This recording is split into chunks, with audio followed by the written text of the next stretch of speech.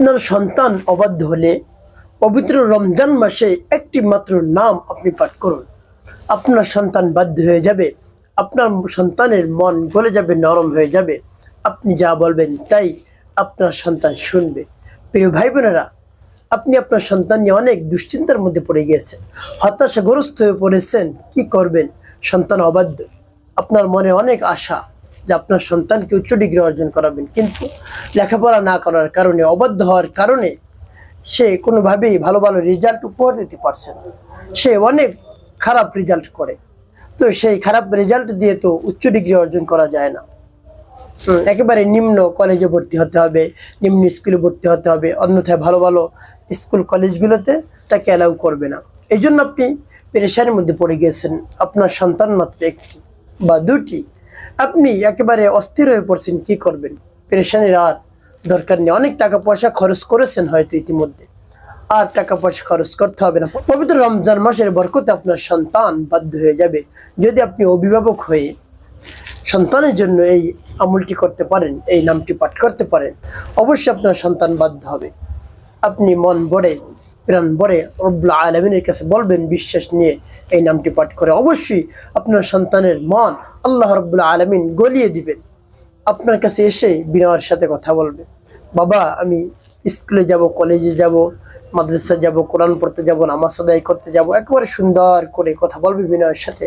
আপনি দেখে আনন্দ আত্মহারা হয়ে যাবেন। প্রিয় ভাই বোনেরা, যদি বিশ্বাস নিয়ে আমলটি করতে পারেন, আর যদি আপনার মনের মধ্যে সন্দেহ থাকে আমলটি করব, উপকার পাবো কি পাবো না, তাহলে আপনি উপকৃত হতেও পারেন, নাও হতে। যদি আপনি পরিপূর্ণ বিশ্বাস নিয়ে আমলটি করেন, তাহলে অবশ্যই আপনি উপকৃত হবেন। তো প্রিয় ভাই বোনেরা, আমলটি কখন কিভাবে করবেন, কোন নিয়মে করবেন, আমলটি করে কিভাবে উপকৃত হবেন আমি বলে দিচ্ছি। তাহলে চলুন কিভাবে আমলটি করতে হয় জেনে নেওয়া যাক। আমি বলে দিচ্ছি, তার পূর্বে সকলের কাছে একটি অনুরোধ থাকবে, যখন ভিডিওটি দেখবেন না টেনে দেখবেন, তাহলে সঠিক নিয়মে আমলটি করতে পারবেন, অন্যথায় আপনি সঠিক নিয়মে আমলটি করতে পারবেন না। তাহলে প্রিয় ভাই বোনেরা, আমলটির শুরুতে কি করতে হবে? উত্তম রূপে পবিত্রতা অর্জন করতে হবে। তারপরে উত্তম পোশাক পরিধান করে নির্জন একটি জায়গায় কিবলামুখী আপনি বসবেন। তারপরে আপনার সমস্ত গুনার কথা স্মরণ করে ক্ষমা প্রার্থনা করবেন, হে আল্লাহ, জীবনে অনেক ধরনের অন্যায় অপরাধ করেছি, ছোট বড়, দিনে রাতে, প্রকাশ্যে গোপনে অনেক ধরনের গুনাহ করে ফেলেছি, আপনি মাফ করে দেন। হে আল্লাহ, আপনি আমার সমস্ত গুনাহ মাফ করে দিয়ে আমার অন্তরকে পাক পবিত্র বানিয়ে দেন। এভাবে আল্লাহ রাব্বুল আলামিনের কাছে বলবেন। তারপরে 3 বার দুরূদ শরীফ পাঠ করবেন নবীজি সাল্লাল্লাহু আলাইহি ওয়াসাল্লাম মুহাব্বত নিয়ে, সাল্লাল্লাহু আলাইহি ওয়াসাল্লাম, সাল্লাল্লাহু আলাইহি ওয়াসাল্লাম, সাল্লাল্লাহু আলাইহি ওয়াসাল্লাম। তবে যখন ইস্তিগফার এবং দুরূদ শরীফ পাঠ করা হয়ে যাবে, তারপর আপনি কি করবেন? তারপরে আপনি সেই নামটি পাঠ করবেন। যখন নামটি পাঠ করবেন, এর পূর্বে আল্লাহ রাব্বুল আলামিনের কাছে বলবেন, হে আল্লাহ, যে উদ্দেশ্যের জন্য আমি আমলটি করতেছি আপনি তো জানেন, আমার সন্তানটা অবাধ্য, কোনোভাবেই বাধ্য করতে পারছি না, কোনো চাপ প্রয়োগ করতে পারছি না। সে যদি বাসা থেকে বের হয়ে চলে যায়, আরো সমস্যার মধ্যে পড়ে যাব, দুশ্চিন্তার মধ্যে পড়ে যাব। তাই কিছু বলতেও পারছি না, চাপ প্রয়োগ করতে পারছি না, শাসন করতে পারছি না। আপনি আমার সন্তানটাকে বাধ্য করে দিন, মনকে নরম করে দিন, গলিয়ে দিন। এভাবে বলে তারপরে সেই নামটি পাঠ করবেন। পাঠ করে কি করবেন পরবর্তীতে বলে দিচ্ছি, আগে নামটি বলে নেই। আমার দেখার নিয়ম অনুযায়ী আপনি নাম পাঠ করবেন। الشهيد يا الله، الشهيد يا الله، الشهيد يا الله، الشهيد يا الله، الشهيد يا الله। পাঠ করে সবাই ভাই বোনেরা, কতবার এই নামটি পাঠ করবেন? 300 বার গুনে গুনে। একটা তসবিহ নিয়ে আপনি পাঠ করবেন হাতে, الشهيد يا الله، الشهيد يا الله، الشهيد يا الله। এভাবে পাঠ করবেন 300 বার। বেশি সময় লাগবে না, 10 থেকে 15 মিনিট সময় হয়তো লাগবে, এর বেশি লাগবে না। তারপরে একটি দোয়া পাঠ করবেন, রব্বি হাবলি মিনাস সালিহিন,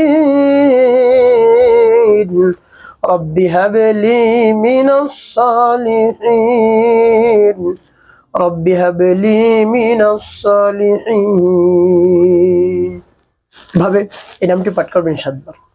7 বার পাঠ করে একটু ফু দিবেন। তারপর আপনি সর্বশেষ নবী সাল্লাল্লাহু আলাইহি ওয়াসাল্লাম মুহাব্বত নিয়ে 5 বার দুরূদ শরীফ পাঠ করবেন। আল্লাহুম্মা সাল্লি আলা মুহাম্মাদিন ওয়া আলা আলি মুহাম্মাদ কামা সাল্লাইতা আলা ইব্রাহিম ওয়া আলা আলি ইব্রাহিম ইন্নাকা হামিদুম মাজিদ। আল্লাহুম্মা বারিক আলা মুহাম্মাদিন ওয়া আলা আলি মুহাম্মাদ কামা বারাকতা আলা ইব্রাহিম ওয়া আলা আলি ইব্রাহিম ইন্নাকা হামিদুম মাজিদ। আল্লাহুম্মা সাল্লি আলা মুহাম্মাদিন ওয়া আলা আলি মুহাম্মাদ কামা সাল্লাইতা আলা ইব্রাহিম ওয়া আলা আলি ইব্রাহিম ইন্নাকা হামিদুম মাজিদ। আল্লাহুম্মা বারিক আলা মুহাম্মাদিন ওয়া আলা আলি মুহাম্মাদ কামা বারাকতা আলা ইব্রাহিম ওয়া আলা আলি ইব্রাহিম ইন্নাকা হামিদুম মাজিদ। এভাবে যখন দুরূদ ইব্রাহিম পাঠ করা হয়ে যাবে, তারপরে আপনি দুটি ফু দিবেন। প্রিয় ভাই বোন, আপনার আমলটি করা শেষ ওই স্থানে বসেই আল্লাহ রাব্বুল আলামিনের কাছে দোয়া করবেন সন্তানের জন্য। আল্লাহ, আপনার শরণাপন্ন হয়েছি এই পবিত্র রমজান মাসে, আপনার নামের তাসবিহ পাঠ করেছি, আপনার নাম স্মরণ করেছি, আপনার নামের জিকির করেছি। আল্লাহ, আপনি আমার সন্তানকে বাধ্য করে দেন। রমজান মাসের বরকতে আমার সন্তানকে বাধ্য করে দেন। আল্লাহ, তার মেধা শক্তি বৃদ্ধি করে দিন, সেদিন আমার সব কথা শুনে, সেদিন ঠিকমতো নিয়মিত মাদ্রাসা যায়, স্কুলে যায়, কলেজে যায়, ঠিক মতো জানি নিয়মিত যে ভালো ভালো রেজাল্ট সে উপহার দিতে পারে। আল্লাহ, আমার সন্তানকে এভাবে আপনি বানিয়ে দিন। এভাবে বিশ্বাস নিয়ে যদি বলতে পারেন, আপনি অভিভাবক, আপনি মা, আপনি বাবা, অবশ্যই আপনার দোয়া আল্লাহ রাব্বুল আলামিন কবুল করে নেবেন। আপনার সন্তান বাধ্য হয়ে যাবে।